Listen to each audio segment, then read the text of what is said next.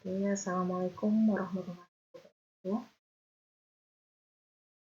Hello guys, this video I want to presentation education economic source with the material education demand. Okay, first time I want to introduce myself. My name is Sabrina, NIM 20002018. Okay, this topic we have this material, we have two topic material. First, ada pasar keuangan yang tidak sempurna dan investasi modal. And then last, permintaan individu untuk pendidikan dan distribusi pendapatan equated. Oke, next. First, kita akan membahas mengenai pasar keuangan atau pasar pendidikan.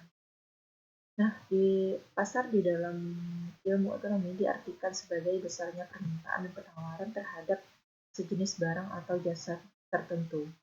Nah, pengertian pasar ini tidak dibatasi oleh tempat. Berdasarkan definisi ini, maka sering dijumpai pengertian-pengertian pasar seperti pasar tenaga kerja, pasar uang, dan pasar modal. Berdasarkan pengertian pasar tersebut, maka pasar pendidikan dapat didefinisikan sebagai keseluruhan permintaan dan penawaran terhadap jasa pendidikan tertentu, seperti keseluruhan permintaan dan penawaran jasa pendidikan SMP, pendidikan SMA, bahkan permintaan dan penawaran jasa pendidikan SMK tertentu. Next, di sini ada pembagian pasar dapat dibedakan menjadi dua. Yang pertama yaitu ada pasar konkret. Nah, pasar konkret ini adalah suatu tempat di mana para penjual dan pembeli tidak berkumpul. Para penjual dan pembeli berkumpul untuk memperjualbelikan beragam barang atau jasa yang diperjualbelikan. Yang kedua ada pasar abstrak. Nah, pasar abstrak ini ialah suatu tempat di mana pembeli dan penjual berkumpul untuk memperjualbelikan beragam barang, tetapi barang yang diperjualbelikan itu tidak berada di tempat tersebut. Bahkan hanya contoh barang yang diperjualbelikan saja yang hanya berada di tempat.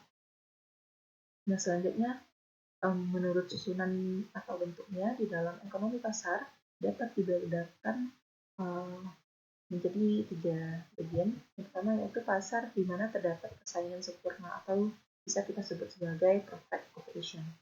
Nah, yang kedua ada pasar di mana kurang terdapatnya persaingan, itu bisa kita sebut sebagai imperfect competition.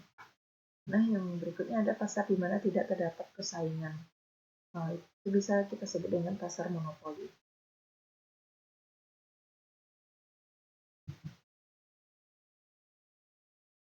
Nah, selanjutnya, jika kita berbicara tentang pasar, termasuk di dalamnya adalah pasar pendidikan, maka paling tidak kita pasti ada dua unsur penting di dalam pasar pendidikan itu. Pertama ada permintaan dan penawaran. Nah, pada this video, this materi, I want to about tentang permintaan pendidikan. Nah, permintaan pendidikan berasal dari mereka yang memerlukan jasa pendidikan, yaitu para calon peserta didik atau calon mahasiswa. Nah, permintaan adalah jumlah satuan barang atau jasa yang oleh para pembeli akan dibeli dengan bermacam-macam harga selama jangka waktu tertentu. Nah, selain itu ada pun definisi permintaan menurut para ahli. Yang pertama yaitu ada Hector Sorea. Dia mengatakan bahwa permintaan pendidikan menggambarkan kebutuhan dan dimanifestasikan oleh keinginan untuk diberikan pelajaran dalam mata pelajaran tertentu. Nah, sedangkan menurut F. Harbison, dia mengatakan bahwa permintaan pendidikan menggambarkan keinginan individu untuk mempersiapkan profesi atau usaha tertentu. Nah, secara umum permintaan pendidikan ini banyak dipengaruhi oleh budaya, politik, dan keadaan ekonomi. Nah, pada tingkat pendidikan dasar atau pada tingkat sekolah dasar, mungkin permintaan pendidikan ini lebih dirasakan sebagai suatu kewajiban, karena pada tingkat ini, pendidikan pada umumnya merupakan pendidikan wajib belajar.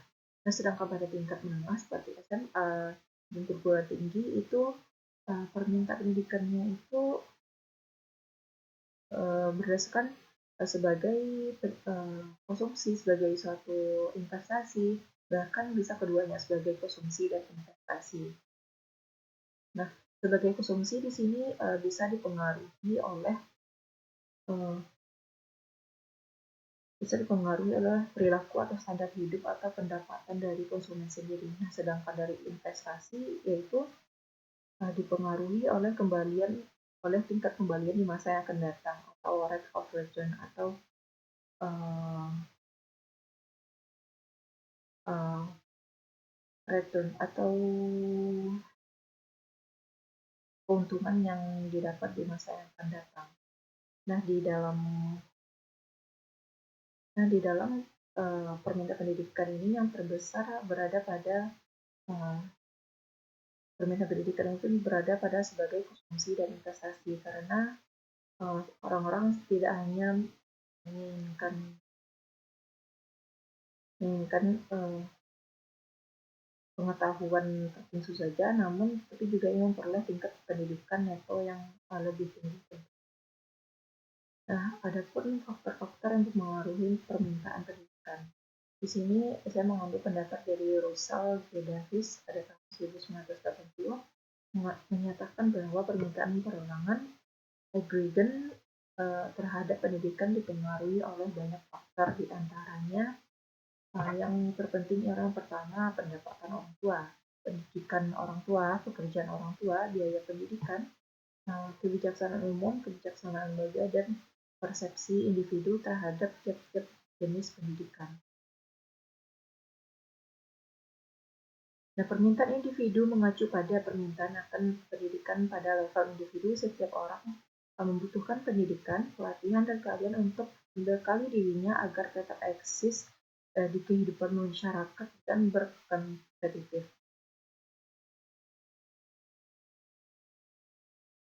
Nah, dengan demikian permintaan akan pendidikan bisa dipastikan akan semakin tinggi di masa yang akan datang.